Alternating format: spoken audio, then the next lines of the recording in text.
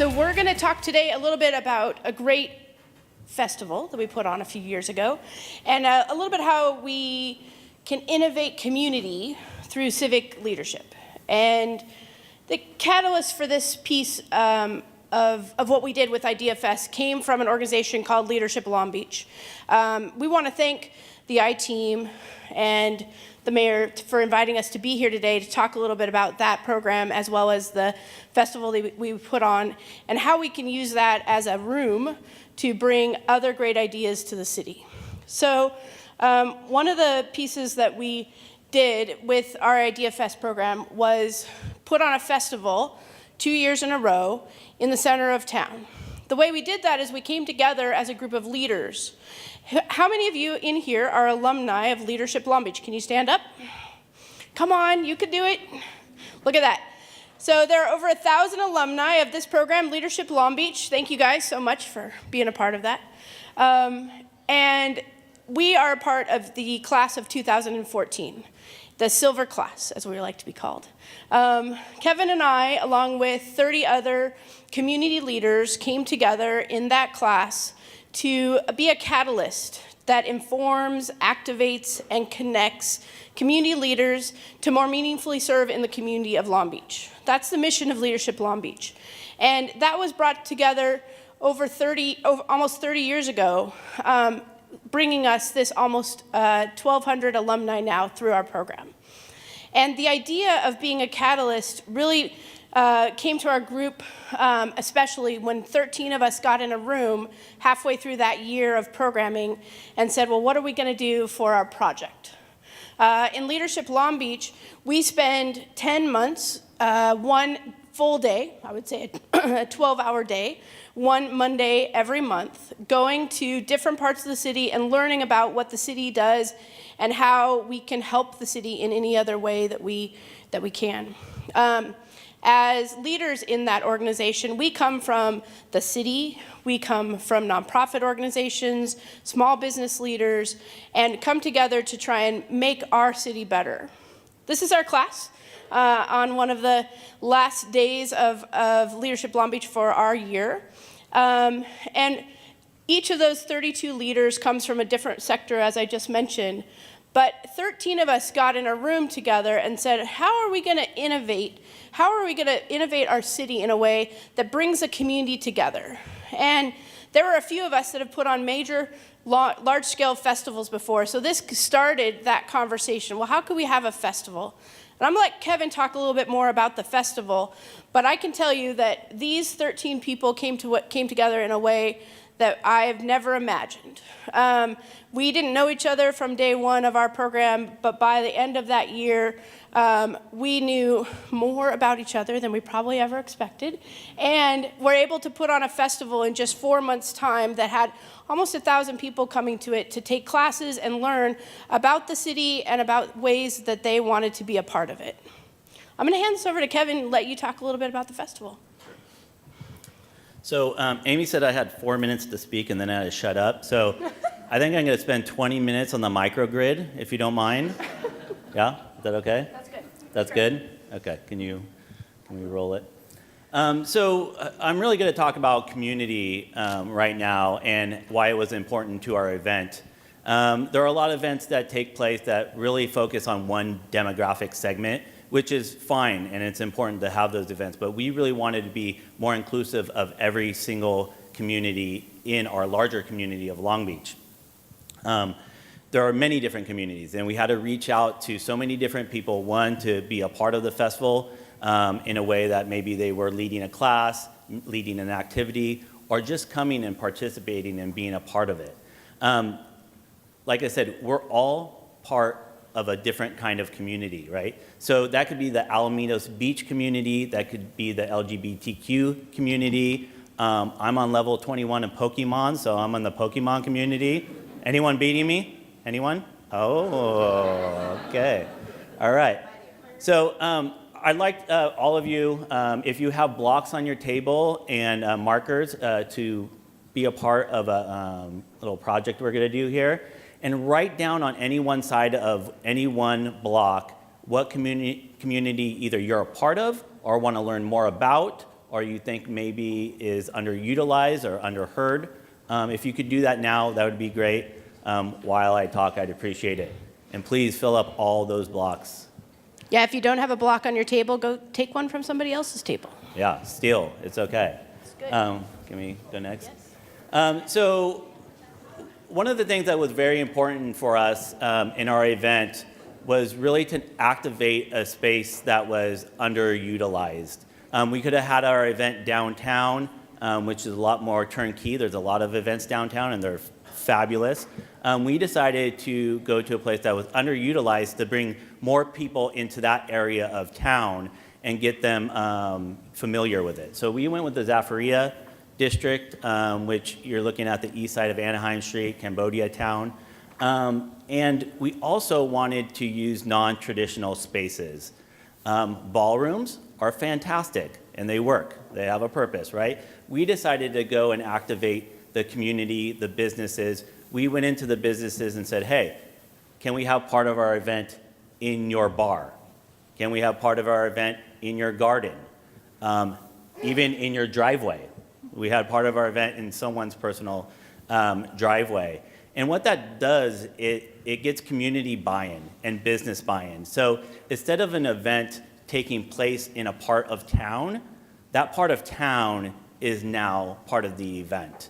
And the business is no longer adjacent to the event, they're actually part of it. And that was great in getting that part of the community, that part of business, actually active in our event.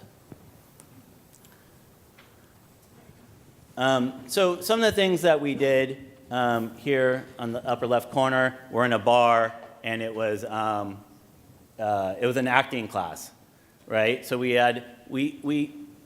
activated, engaged people through music, through acting, through sciences, through healthy active living. Everything that we can imagine, we brought together so we can engage the entire community rather than just one segmented part of a community. One of the things that really came out of it, we wanted people to start to think differently, whatever that meant to that individual. And a couple of things came out of that. One was the IF Lab, which Amy will talk about a little bit later. But the other part was we did something really simple. We took t-shirts, old t-shirts, so we collected them beforehand. And these are t-shirts that, are eventually going to go into a landfill or in someone's trash can. And we put them on a table. We put scissors on the tables, buttons, and we made plush toys out of them. So we had a couple of people with sewing machines, and the community engaged. They cut out the fabric that they wanted, and we stuffed them and filled them and sewed them, and they had a plush toy. Seems very simple, right? But it's a way to get people to think differently. So what was going to be trash in a landfill was now something that someone can enjoy for many more years to come. And this activated everyone, from 5-year-olds to people in their 30s to 85-year-olds. They were all engaged, and this happened throughout the entire day. It was a little bit unexpected, but it's exactly what we wanted to do, make people think differently.